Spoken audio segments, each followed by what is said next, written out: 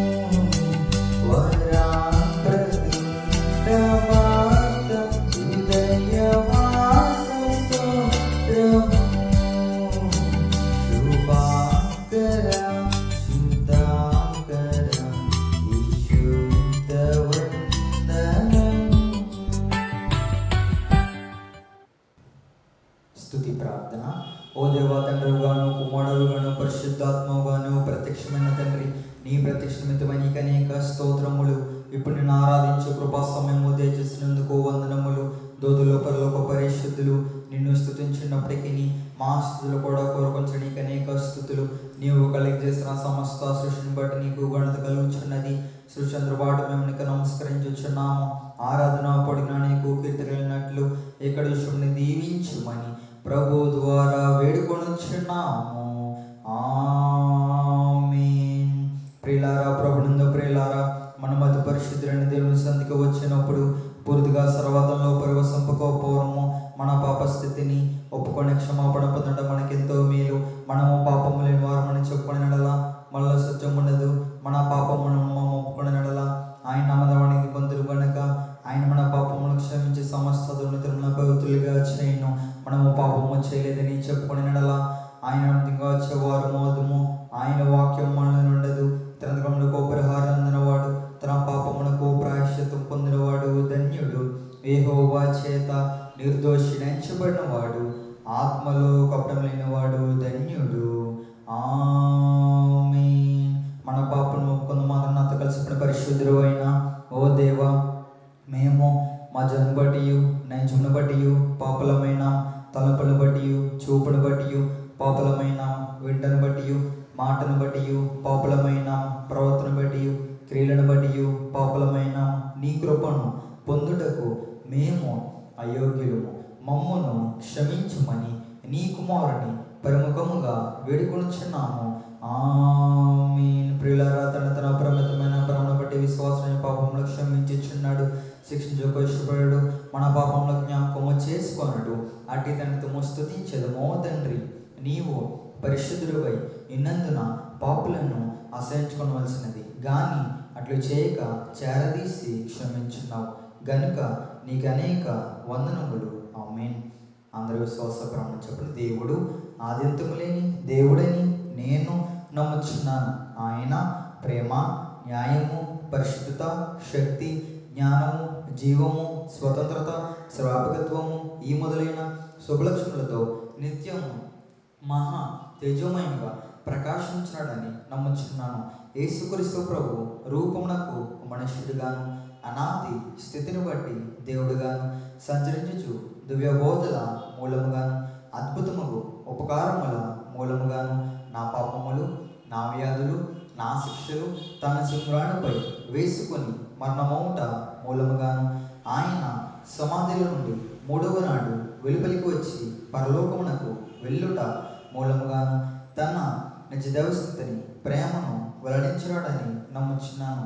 ఇప్పుడు అంద నిమిత్తమై విజ్ఞాపన ప్రార్థన చేయుచున్నాడనియు, ఆయన రెండవ మారు సంఘమును కొనుపోవుటకు మేఘాశిరుడై వచ్చిననియు, మిగిలిన వారికి ఏరేండ్ల శ్రమ కలుగుననియు, తర్వాత అంత్యక్రీస్తునకును క్రీస్తునకును జరుగు యుద్ధములో అంత్యక్రీస్తు అబద్ధ ప్రవక్త నరకములు వేయబడదనియు, సాతాను పాతాళములు 1000 ఏండ్లు బంధింపబడనియు, ఆ తర్వాత ప్రభువు భూమి మీద 1000 ఏండ్లు పరిపాలన చేయననియు, తర్వాత ఆయన సజీవులకును మృతులకును తీర్చిననియు నమ్ముచున్నాను.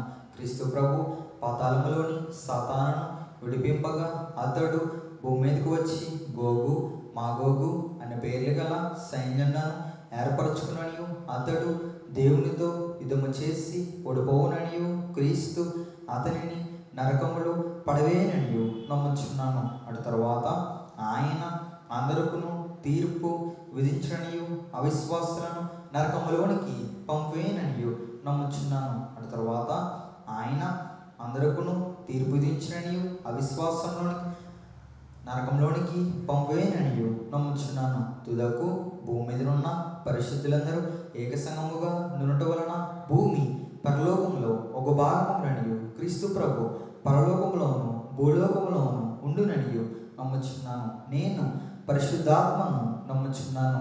ఈయన తండ్రితోనూ కుమారునితోనూ ఏకదేవుడిగానే ఉండి పనిచేయుచున్నాడనియు, ఈయన ఆవేశములనే దైవగ్రంథము వ్రాతలోనికి వచ్చినదనియు, ఈయన వెలుగుపని బట్టి ఆ గ్రంథము అర్థమగుననియు, తండ్రి ఉద్దేశించిన రక్షణ అనగా కుమారుడు అమూల్యమైన రక్తం వలన గడిచిపెట్టిన రక్షణ పరిశుద్ధాత్మయే విశ్వాసికి అందించిననియు నమ్ముచున్నాను.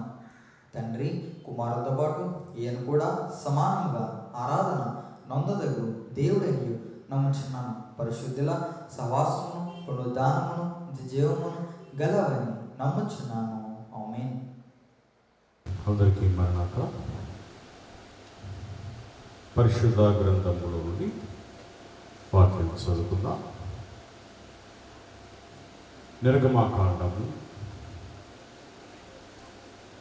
2వ అధ్యాయము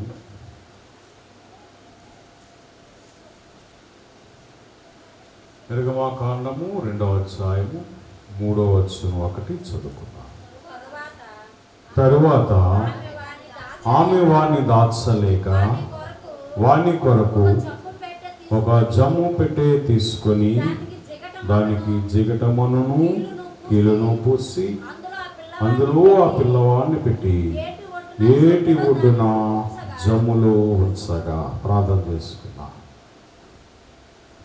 మహిమా ప్రభావములు కలిగిన మా పరమ తండ్రి, నీ మహిమ కలిగిన ఉన్నతమైన నామమునకు వందనములు స్తోత్రములు చెల్లించుకొనుచున్నాము. నాయనా, నీ యొక్క సన్నిధిలో ఈ పరిశుద్ధ స్థలములో మమ్మందరినీ నీ పాదముల యొద్ద ఉంచిన తండ్రి, నీకే స్తోత్రములు. ఇంతవరకు పాటల ద్వారా వాక్యము ద్వారా నీవే మహిమను పొంది ఉన్న మా గొప్ప దేవానికి స్తోత్రములు చెల్లించుకొనుచున్నాం. ఈ సమయమున నీ పరిశుద్ధ గ్రంథములోని చదవబడిన వాక్యములు మర్మమైన సంగతులను నీవే మాకు విప్లవగా బోధింపచేయమని అడుగుచున్నాం.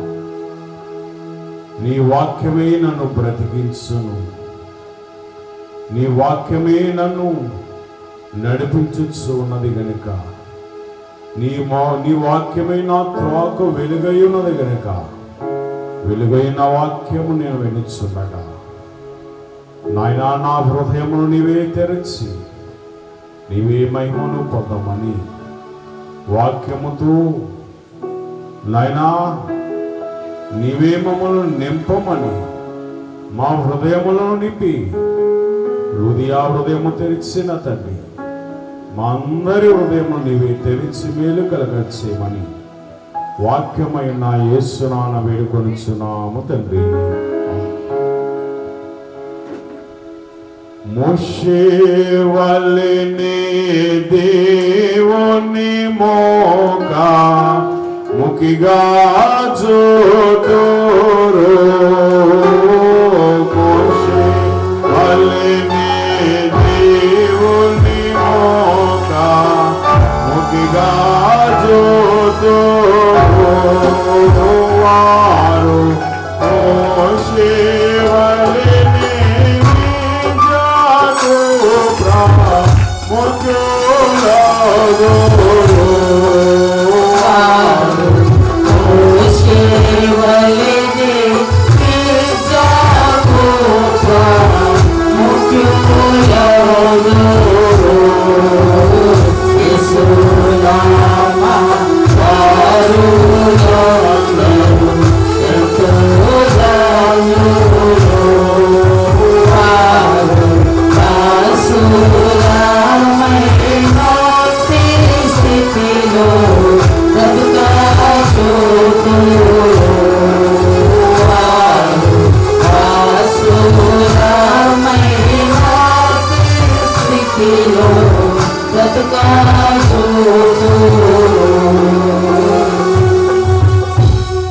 ఆయన పాద సాన్నిధ్యంలో కూడి వచ్చిన దేవుని ప్రియ విశ్వాసులారా,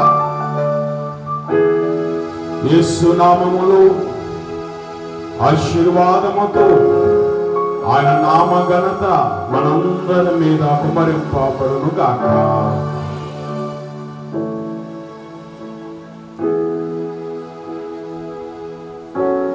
ముందు జరుపుకోండి. పరిశుద్ధ గ్రంథములో మనం గమనించినట్లయితే అనేక మంది భక్తులైన వారిని మనం చూస్తూ ఉన్నాం. వీరందరూ కూడా భక్తులుగా మారడానికి గల కారణం ఏమిటి అంటే, వారు ఈ లోకానుసారమైన జీవితమును విడిచి దేవుడిచ్చినటువంటి పారమార్థికమైన జీవితమును వెంబడిస్తూ ఆయన వైపు చూస్తూ వారు సాగిపోతూ ఉన్నారు. అందువలన వీరందరినీ కూడా దేవుడు కొందరిని భక్తులుగాను, కొందరిని ప్రవక్తలుగాను, మరికొందరిని సేవకులుగాను, యాజకులుగాను ఇలాగన ఆయన ఏర్పాటు చేసుకున్నట్లుగా మనం చూస్తున్నాం. దేవుని స్తోత్రం. మరి ఏర్పాటు చేయబడిన వారందరూ కూడా యేసు నామధారులు ఎంతో ధన్యులు అని ఇప్పుడు మనం పాడుకున్నాం. ఆయన నామాన్ని ధరించిన వారందరూ కూడా ధన్యులే. కనుక ఆయన నామాన్ని యేసు ప్రభువారు చెప్పి ఉన్నారు కదా, వ్యర్థముగా ఉచ్చరింపకూడదు. ఇది పరిశుద్ధమైన నామము. ఈ పరిశుద్ధమైన నామాన్ని మనం వ్యర్థముగా ఉచ్చరించకూడదు. అంటే చూడండి, కూర్చొని లేచేటప్పుడు యేసయ్యా అంటుంటారు, అలానే పడుకొని లేచేటప్పుడు యేసయ్యా అంటుంటారు. అంటే మనం ఏం చేస్తున్నాం? ఉచ్చరిస్తూ ఉన్నాం. మరి పడుకునేటప్పుడు, లేచేటప్పుడు ఇలాగన కాదు. ఆయన నామాన్ని ఉచ్చరించాలంటే నీకు బలమైన కారణమై ఉండాలి. ఆ నామాన్ని ఏది అడిగినా దేవుడు నీకు దయచేస్తానని చెప్పి ఆయన సెలవిచ్చి ఉన్నాడు. దేవుని స్తోత్రం. అయితే ఇక్కడ మనం చదువుకున్నటువంటి వాక్యములో మోషే గారిని మనము చూస్తున్నాం. మరి ఈ యొక్క మోషే గారిని దేవుడు ఏర్పాటు చేసుకొని ఉన్నాడు. ఇక్కడ మనం గమనించినట్లయితే ఈ యొక్క మోషే లేవి వంశస్థుడు కూడా వెళ్ళి లేవి కుమార్తెను వివాహము చేసుకొనెను. ఆ స్త్రీ గర్భవతి కుమారుని కని వారు సుందరుడై ఉండట చూచి 3 నెలలు వానిని దాచెను. మరి 3 నెలలు అయిన తర్వాత మన బిడ్డ యొక్క కేక లేదా ఏడ్పు స్వరము ఏమైంది? ఎక్కువైందట. అంతవరకు ఎవరికీ తెలియకుండా దాచింది. ఎందుకంటే మోషే పుట్టినటువంటి కాలములో మగవారిని అందరినీ కూడా చంపండి అనేటువంటి ఒక శాసనము వచ్చింది. మొదటి అధ్యాయము 16వ వచనంలో చూసినట్లయితే, మీరు ఎబ్రీ స్త్రీలకు మంత్రసాని పని చేయొచ్చు వాని కాన్పు పీటల మీద చూసినప్పుడు మగవాడనేలా వాణ్ణి చంపుడి, ఆడదైనలా వాని బ్రతుకు నీడని వారితో చెప్పెను. దేవుని స్తోత్రం. కనుక మగవారందరినీ కూడా కాన్పు పీటల మీదే చంపేస్తూ ఉన్నారు. అయితే మరి దేవునికి భయపడిన వారు అంటే రాజుకు భయపడలేదు కానీ దేవునికి భయపడ్డారంట. ఎవరు? మంత్రసానులు. ఈ మంత్రసానులు దేవునికి భయపడటం వలన దేవుడు వారికి మేలు చేశారట. దేవుడు వారికి మేలు చేశారు.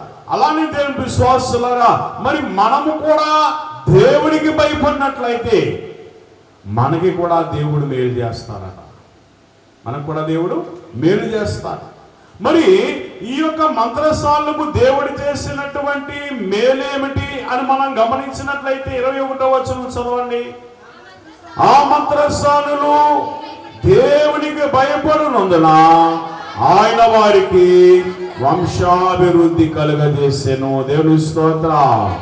ఈ లోకములో వంశాభివృద్ధి కలగాలంటే అది దేవుని చిత్తమే. కనుక అనేక మంది చూడండి పురుట్లో చనిపోయేవారు ఉంటారు ఏమా. కనుక అలాగన కాకుండా దేవుని దయ ఉంటేనట మనము ఆశీర్వదింపబడిన వారముగా ఉంటామట. కనుక ఈ మంత్రసాలను దేవుడు ఆశీర్వదించాడు. ఎందుకంటే ఎవరు భయపడ్డారు? దేవునికి భయపడ్డారు. మనం కూడా దేవునికి భయపడేలా మనకి కూడా దేవుడు గొప్ప ఆశీర్వాదాన్ని ఆయన కలగచేసేవాడే ఉన్నాడు. అయితే మరి యొక్క మోషే తల్లి యెకోబేదు పాలిచ్చి పెంచుతూ ఆ బిడ్డ విషయములో ఏం చేస్తున్నదంటే మరి ఆ బిడ్డను దాస్తూ ఉన్నారు గనక దాచే విషయములో తల్లి తండ్రి పాత్ర కూడా ఉన్నదా లేదా? ఉన్నది కనుకే ఆ బిడ్డను 3 నెలలు దాచారంట.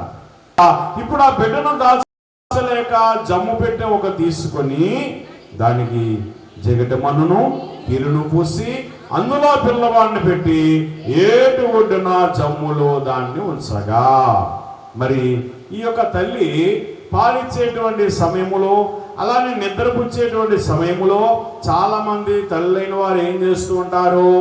ఆ బిడ్డలతో మాట్లాడుతూ ఉంటారు. మాట్లాడుతూ ఉంటే బిడ్డలైన వారు ఊక పెడుతూ ఉంటే ఆ ఊకకి బిడ్డల తల్లి ఏం చేస్తుంటారు? చక్కగా ఊక పెడుతున్నాడు, అన్నిటికీ ఊక పెడుతున్నాడు అని చెప్పి అనుకుంటారు. అనుకోరా? మీరెవరు బిడ్డలను కనలేదా? ఏమా కన్నారా లేదా? కన్నా. కనుక ఆ బిడ్డ అలాగ ఊకలు పెడుతున్నటువంటి సమయంలో ఆ తల్లిదండ్రులు ఎంతో ఆనందిస్తూ ఉంటారు. మరి ఈ యొక్క యెకోబేదు అనేటువంటి యొక్క మోషే తల్లి మరి ఆయనకి ఏం చేసిందంటే దేవుని ఎడల భయభక్తులు నేర్పించి దేవునికి మొక్కటం నేర్పించిందంట.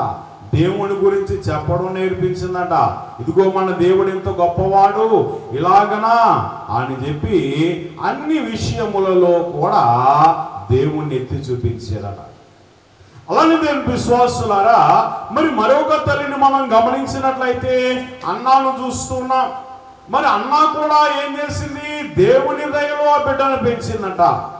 మరి అన్న అలాగన దేవుడి విషయాలు చెప్పటం వలన మరి అన్న ఈ యొక్క బిడ్డ పాలు విడిచిన వెంటనే ఒక మొక్కుబడి చేసుకుంది. నేను నీకు సమర్పణ చేసేస్తాను అని మొక్కుబడి చేసుకున్నాడు.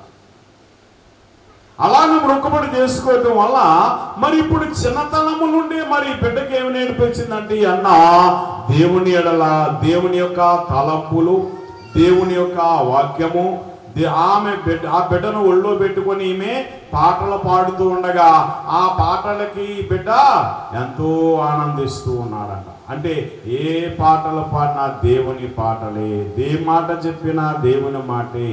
మన బిడ్డలను కూడా అలా పెంచినట్లయితే వారు కూడా దేవుని దయలో పెరుగుతారట. దేవుని స్తోత్రం. కనుక చిన్నతనం నుండే మరి వారికి మొక్కడం నేర్పించారు, దేవుని సహవాసాన్ని వారు నేర్పించారు. కనుక ఈ మోషే వల్ల గొప్ప మేలు కలుగుతూ ఉన్నదంట. ఏంటంటే ఏ రాజు అయితే ఈ యొక్క మగబిడ్డలైన వారందరినీ చంపమని ఆజ్ఞయించాడో అదే ప్రాంతంలోనికి ఈ మోషేను దేవుడు తీసుకొని వెళ్ళాడట. దేవుని స్తోత్రం. చూడండి 2వ అధ్యాయము 9వ వచనం. ఫరో కుమార్తె ఆమెతో, ఈ బిడ్డను తీసుకొని పోయి నా కొరకు పాలిచ్చి పెంచుము, నేను నీకు జీతం ఇచ్చేదని చెప్పగా ఆ స్త్రీ ఆ బిడ్డను తీసుకొని పోయి పాలిచ్చి పెంచెను. దేవుని స్తోత్రం. చూసారా? 4 సంవత్సరాల పాటు 3వ నెలలో బిడ్డను ఎక్కడ పెట్టేశారు? జమ్ము పెట్టిలో పెట్టి ఏటిలో వదిలేశారు, నైలు నదిలో వదిలివేశారు. నైలు నది దేనికి ప్రసిద్ధి అంటే ముసళ్ళకు ప్రసిద్ధి. మరి ముసళ్ళు కూడా ఏమీ చేయలేదు, ఎందుకంటే దేవుని కృప ఉన్నది కనుక. అలానే దేవుని విశ్వాసులారా, మరి ఆ నైలు నదికి ఎవరిని పంపించాడు దేవుడు? ఫరో కుమార్తెను పంపించాడు. మరి ఫరో కుమార్తె ఏం చేసిందంటే ఆ తొట్టిలో ఉన్నటువంటి బిడ్డను చూసింది. వాడు సుందరుడై ఉండటం చూసిందంట. వాడు సుందరుడై ఉండటం చూసి వెంటనే ఆ బిడ్డను వదలడం ఇష్టం లేక ఒక తల్లిని అనగా ఎవరు? ఈ మోషే అక్కే వెళ్ళి వారి తల్లినే పిలిచి పాలిచ్చి పెంచడానికి చక్కని జీతాన్ని మోషే చిన్ననాటి నుండి ఆ తల్లికి జీతం ఇప్పించాడంట. దేవుని స్తోత్రం. ఈ దినాన ఎంత ఎదిగినా కానీ జీతం ఇవ్వట్లేదు. చాలా మంది పిల్లలు ఇంట్లోనే ఉంటున్నారు. ఉంటున్నారా? కనుక పని చేసేవారు తక్కువ, తినేవారు ఎక్కువ. ఎలా ఉంటుంది మరి ఇల్లు? ఏమవుతుంది ఏమా? కనుక అందుకని రుణాలు ఎక్కువైపోతున్నాయంట. అన్ని చోట్ల అన్ని గృహాల్లోనూ ఇదే శోధన కనబడుతున్నది. కనుక ఈ శోధన నుండి మనం విడిపింపబడాలంటే అయ్యగారు రాశారు కదా, రుణములను రద్దుపరచు నీ పాద సన్నిధి అన్నారు. రుణములను రద్దుపరచు నీ పాద సన్నిధి. కనుక ఈ రుణాలు నీకున్నప్పుడు నీవేం చేయాలంటే, చాలా మంది రుణాల గురించి ఆలోచిస్తారు, కానీ ఆ రుణాలు ఎలా తీరతాయంటే దైవ సన్నిధిలో నీవు గడుపుట ద్వారా దేవుడు నీకు గొప్ప మేలు చేస్తాడట. దేవుని స్తోత్రం. ఏం చేస్తాడమ్మా? గొప్ప మేలు చేస్తాడు. ఒక ఆమె ఇలాగనే రుణాలతో బాధపడుతున్న సమయంలో 4 లక్షలకి వడ్డీ కట్టాలనుకున్నదట. అనుకొని ఆమె ఏం చేసింది? ప్రార్థన చేసుకుంటుంది. ఆ ప్రార్థన నెరవేరటం లేదు. అటువంటి సమయంలో మరలా నాకు ఫోన్ చేసింది. ఫోన్ చేసిన తర్వాత నేను ప్రార్థన చేశాను, నాయనా వారికి తగిన సొమ్మును దయచేయి నాయనా అని చెప్పి ప్రార్థన చేస్తే, ఇప్పుడు దేవుడు ఏం చేశాడంటే 4 లక్షలకి వడ్డీ కాదు కానీ 4 లక్షల పూర్తి ఇచ్చేశాడంట. దేవుని స్తోత్రం. చూసారా, దేవుడిస్తే అంత ఇస్తాడంట. మనల్ని ఇమ్మంటే ఏమా 1000 రూపాయలు అడిగితే నా దగ్గర 100 ఉన్నది, నా దగ్గర 200 ఉన్నాయి అంటుంటారు. అంటారా? ఉట్నే దాచుకొని 100 ఉన్నాయి అంటారనమాట. మరి యేసయ్య అయితే ఆయన దాచుకునేవాడు కాదు. మనం అడిగితే వెంటనే ఆయన మనసు మార్చుకొని మనకిచ్చేస్తాడట. ఏమా? కనుక అందుకనే అయ్యగారు అన్నారు, నీకు వచ్చిన దానిలో 10వ భాగము దేవునికి ఇస్తేనట, ఈ 10వ భాగము నువ్వు పరలోకములో దాచుకునేటువంటి ధననిధి అన్నాడు. పరలోకం అనే బ్యాంకులో దాచుకోవడం, ఈ 10వ భాగమే నీవు ఎల్లక ముందే నీ కొరకు మొరపెట్టేది 10వ భాగము అన్నాడు. దేవుని దగ్గర మొరపెడతాడట. ఏమా? కనుక దేవుని దగ్గర ఇలాగన్నా మొరపెడుతూ ఉంటుందండి ఈ 10వ భాగము. ఎవరైతే 10వ భాగము చెల్లించరో వారికి ఏముండదట? ఫలింపు ఉండదు. దేవుని స్తోత్రం. ఏముండదట? ఫలింపు ఉండదు. కనుక ఫలింపు నీకు కావాలంటే ఏం కావాలంటే? ఫలింపు కావాలంటే నీకు వచ్చినటువంటి జీతములో 10వ భాగమును దేవునికి ఇవి. అప్పుడు దేవుడు ఈ యొక్క 10వ భాగం దేవుని దగ్గరికి వెళ్ళి అది దేవుని దగ్గర నీ కొరకు మొరపెడతాడు. దేవుని దగ్గర నీ కొరకు మొరపెడతాదంట. అప్పుడు దేవుడు నీకు ఏమిస్తాడంటే అధికమైన ఆశీర్వాదములు, అధికమైన ఫలములు నీకు ఇచ్చేవాడన్నాడు. దేవుని స్తోత్రం. కనుక తల్లి దగ్గర ఏమి మనము అడుగుతున్నాము, ఏమి కనిపెడుతున్నాము అంటే, ఈ యొక్క మోషే గారు తల్లి గారి ద్వారా మోషే నేర్చుకున్నది ఏమిటంటే దైవ భక్తిని, దేవుని వల్ల ప్రేమను నేర్చుకున్నాడు. అందుకని ఆయన ఆపద నుండి తప్పించగలడు, ఉపకారములు చేయగలడు. గనుక దేవుడైన ఆపద నుండి తప్పించాడు. అలాగనే ఎన్ని రకాలైన ఆపదలు మనకే కాదు మనందరికీ ఎటువంటి ఆపద వచ్చినా ఆపద నుండి తప్పించేవారు ఎవరంటే దేవుడే. చాలా మంది ఆపదలు వచ్చినప్పుడు అటు ఇటు ఏం చేస్తుంటారు? తిరిగేస్తూ ఉంటారు. మనం తిరగవలసిన అవసరం లేదు. ఏం చేయాలా? తిరగలు ఉంటుంది, పైన ఉంటుంది, పైన ఒక రాయి ఉంటుంది, కింద ఒక రాయి ఉంటుంది. పై రాయి తిరుగుతుందా, కింద రాయి తిరుగుతుందా? పై రాయి తిరుగుతుంది. అది తిరిగితేనే కానీ మధ్యలో ఉన్నాయి నలగవట. అందుకనే అయ్యగారు అన్నారు, నీవు దైవ సన్నిధిలో కింద రాయి వలె స్థిరముగా కూర్చోవాలి అన్నారట. ఎక్కడ? కింద రాయి వలె స్థిరంగా కూర్చొని ఏం చేయాలి? ప్రార్థన చేయాలి. కానీ చాలా మంది పై రాయిలా తిరుగుతూ ఉంటారట. ఇప్పుడు దేవుడు మాకిచ్చాడు తిరిగి పని. ఇప్పుడు బోధకులైన వారు తిరుగుతున్నారు, విశ్వాసులు ఏం చేస్తున్నారు? కుదురుగా కూర్చుంటున్నారట. కూర్చోండమ్మా, రండమ్మా, మీకు బోధిస్తాం, మీ వాక్యాన్ని అందిస్తాం, దేవుడు ఇచ్చేటువంటి ఆశీర్వాదాలు మీకు వచ్చేటట్టు చేస్తామని చెప్పి బాధకులైన వారు ఎంతో మొత్తుకుంటూ వారి కొరకు ప్రార్థన చేస్తున్నారంట. రేపటి రాకడ కాలం వచ్చేసరికి మా పని కింద రాయిలాగా కూర్చోవడం అంట, మీ పని పై రాయిలాగా తిరగడం అంట. ఇప్పుడే మీరు కూర్చున్నారంటే అప్పుడు తిరగవలసిన అవసరము లేదు. కనుక నేను విశ్వాసులారా, ఇక్కడ మనం గమనించినట్లయితే దేవుడు నీకు ఎంతో గొప్ప ఆశీర్వాదాన్ని దేవుడు నీకు దయచేస్తున్నాడు. కనుక దైవ సంకల్పనలో ఉన్నటువంటి మోషే, ఆ మోషేను ఎవరు కూడా ఏమీ చేయలేకపోయారంట. అలాగే నిన్నెవరు ఏమి చేద్దాం అనుకున్నా కానీ ఎవరు ఏమి చేయలేకుండా ఉండాలి అంటే నువ్వు ఎక్కడ ఉండాలా? దైవ సన్నిధిలో నీవు దాగేవారిగా ఉండాలట. దైవ సన్నిధిలో దాగేవారిగా. మనం దాగే స్థలం ఏది? దైవ సన్నిధే. కనుక ఆ సన్నిధిలో నీవు దాగినట్లయితే నిన్నెవ్వరు ఏమి చేయలేరు. అద్భుతములు చేసే శక్తి దేవుడు మోషేకి ఇచ్చాడు. మరి ఆయన యందు విశ్వాసం ఉంచిన వారు, యేసయ్య అంటున్నాడు కదా, నా యందు విశ్వాసం ఉంచిన వాడు నాకంటే గొప్ప కార్యములు చేస్తాడు. నాకంటే గొప్ప కార్యములు చేస్తారు. మరి చేయట్లేదా? ఈ రోజుల్లో అనేక మంది సేవకుల ద్వారా అనేక గొప్ప కార్యములు దేవుడు జరిగిస్తూ ఉన్నాడు. దేవుని స్తోత్రం. సార్, మరి ఈ దినాన్న మనం ఇంత మారుమూల ప్రాంతానికి ఇంతమంది రావడానికి గల కారణం ఏమిటంటే దేవుడు చేస్తున్నటువంటి కార్యములే. అందుకని మనం ఆయన ఏం చేయాలి? నిత్యము కూడా ఆయన నామాన్ని ఉచ్చరించేవారిగా ఉండాలి. ఆయన నామాన్ని నిత్యము కూడా ధ్యానించేవారిగా ఉండాలి. స్మరణ చేసుకునేవారిగా ఉండాలి. నామస్మరణ.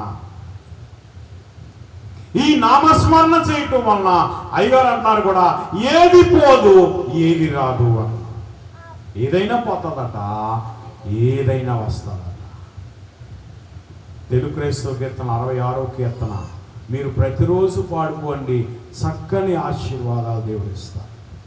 కనుక ఆయన నామము ఎంతో బలమైనది.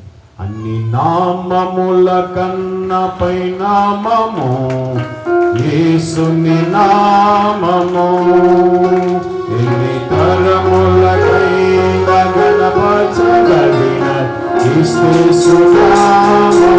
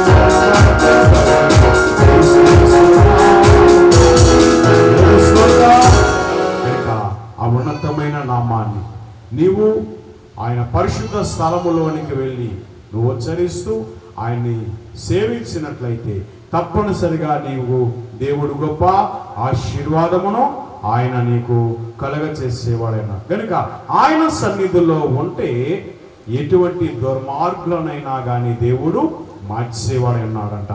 కనుక ఆయన మనల్ని గద్దిస్తాడు. ఆయన మనకి వర్తమానములు అందిస్తాడంట. ఆయన సన్నిధిలో ఉంటే నీ ద్వారా దేవుడు అనేక గొప్ప అద్భుతములు జరిగిస్తాడట. ధైర్యం లేనటువంటి సమయములో దేవుడు నీకు ధైర్యమునిచ్చేవాడై ఉన్నాడట. అలాగనే ఆదరణ లేనటువంటి సమయములో ఆదరణ ఇచ్చేవాడై ఉన్నాడు ఆయన సన్నిధిలోనికి నీవు వెళ్తే. కనుక మరి మనము కూడా ఆయన సన్నిధిలోనికి వెళ్ళి ఆయనతో మోషే వలె దేవునితో, ఆ మోషే ఎలాగనైతే సహవాసము చేశారో అలాగనే మనము కూడా దేవునితో సహవాసము చేస్తూ ఆయన ద్వారా గొప్ప ఆశీర్వాదమును పొందుకునే ధన్యత తండ్రి మనందరకు దయచేయను గాక. సకల యుగములలో అక్షరును అదృశ్యుడు రాజునైన మా పావన పరలోకపు తండ్రి, నీ మహిమ కలిగిన ఉన్నతమైన నామమునకు వందనములు స్తోత్రములు చెల్లించుకొంచున్నాం. నైనా నీ సన్నిధిలో ఇంతవరకు నీతో సహవాసము చేసే భాగ్యం మాకు దయచేశావు. నీ సన్నిధిలో ఒక దినము గడుపుట 1000 దినముల కంటే శ్రేష్టమన్నావు ప్రభా. ఈ శ్రేష్టమైనటువంటి సన్నిధిని మమ్మలను అనేక మందిని నడిపించుకున్న తండ్రి నీకే స్తోత్రం. నీ సన్నిధిలో నిత్య సుఖములు కలుగని వాగ్దానము చేసిన యేసయ్యా, నాయనా నీవిచ్చే ఆశీర్వాదములు, నీవిచ్చే ధన్యతలు, నీవిచ్చేటువంటి నాయనా దీవెనలు పొందడానికి యేసయ్యా త్వరపడి విశ్వాసముతో నీ పాద సన్నిధికి వచ్చి ఉండగా మమ్మందరినీ దీవించమని అడుగుతున్నాం. నాదా సత్యస్వరూపిణికి స్తోత్రము. సన్నిధికి రాలేక అనేక మంది తప్పిపోతున్నారు ప్రభా. నాయనా తప్పిపోయినటువంటి గొర్రెను ఎలాగనైతే వెదకి రక్షించినావు, ఈ సమయమన తండ్రి ఎవరైతే నీ సన్నిధికి రాలేక నాయనా ఎందరైతే తప్పిపోతున్నారో ప్రతి బిడ్డను తోడుకొని రండి ప్రభా. యేసయ్యా స్తోత్రములు స్తోత్రములు స్తోత్రములు చెల్లించబడుచున్నా. నిన్ను స్వస్థపరిచే హోవాను నేనే అని వాగ్దానము చేస్తున్న తండ్రి, నాయనా అనేక మంది అనేక రకములైన స్వస్థతల కొరకు నీ పాదాల దగ్గరికి వచ్చి ఉన్నారు ప్రభా. ప్రతి బిడ్డను మీరు దీవించదయ్యా. ఇదిగోనైనా ఉద్యోగముల కొరకు వచ్చిన వారికి 3 వారములు రమ్మనగా మొదటి వారములో నీ కాల్ లెటర్ వచ్చే భాగ్యము దయచేశావు తండ్రి. నీకే స్తోత్రములు. ఇలా నా తండ్రి వివాహముల వరకు అందరూ బాధపడుతున్నారు నాయనా, సరైన జతలను ఏర్పాటు చేయండి. బిడలు లేకుండా అందరూ బాధపడుతున్నారు నాయనా. గర్భఫలము యెహోవా ఇచ్చు బహుమానం అన్నావు. ప్రతి వానికి అటు బహుమానము దయచేయనయ్యా. అలానే తండ్రి విజయమును దయచేయండి ప్రభా. అలానే అనారోగ్యవంతులకు ఆరోగ్యము దయచేయండి ప్రభా. నాయనా నీకే స్తోత్రములు స్తోత్రములు చెల్లించుకొనుచున్నా. ప్రతి బిడ్డను మీరే దీవించి ఆశీర్వదించి నాయనా నీ వైపు వారి తేరి చూస్తుండగా ఆశ కలిగిన ప్రాణాన్ని తృప్తిపరుస్తానని వాగ్దానం చేసిన యేసయ్యా, వారు ఏ విశ్వాసముతో నీ పాద సన్నిధికి వచ్చారో వారు విశ్వాసము చెప్పున నిబిడైన వారందరికీ నీవే జరిగించి ప్రతి వానికి మేలు కలగచేయమని ఆశీర్వాదములకు కర్త అయిన నజరేయుడైన యేసు నామమున వేడుకొనుచున్నాము తండ్రి. ఆమేన్. పరలోకమందున్న మా తండ్రి, నీ నామం పరిశుద్ధపరచబడునుగాక, నీ రాజ్యం వచ్చునుగాక, నీ చిత్తం పరలోకమందు నెరవేరుచున్నట్లు భూమి మీద నెరవేరునుగాక. మనదనాహారమును మాకు దయచేయము. మేల అపరాధములు చేసిన క్షమించిన ప్రకారము క్షమించండి. మమ్మల్ని శోధన నుండి దేకాకి నుండి తప్పించుము. రాజ్యము శక్తి మహిమ నిరంతరము నీవే నావు తండ్రి. ఆమేన్. ఈశ్వరత్వమునకు జయం, అపవాది క్రియలకు లయం. ఈశ్వరత్వమునకు జయం, అపవాది క్రియలకు లయం. ఈశ్వరత్వమునకు సంపూర్ణ విజయం, అపవాది క్రియలకు అంతకాల నాశనం. హల్లెలూయా హల్లెలూయా హల్లెలూయా. స్తోత్రము స్తోత్రము స్తోత్రము. ఆమేన్ ఆమేన్ ఆమేన్. మన ప్రభు అయిన యేసుక్రీస్తు కృపయు తండ్రైన దేవుని ప్రేమయు పరిశుద్ధాత్మక సవాసమును నీతిమంతులుడి ఆశీర్వాదములు చేసిన సర్వాంశములకు కూడి వచ్చినబడిన వారందరికీ అలానే వారు తీసుకొని వెళుతున్నటువంటి ఆశీర్వాదములకు వారు తిరిగి ప్రయాణములకు ఆయన కృపతోడైంది నడిపించును గాక.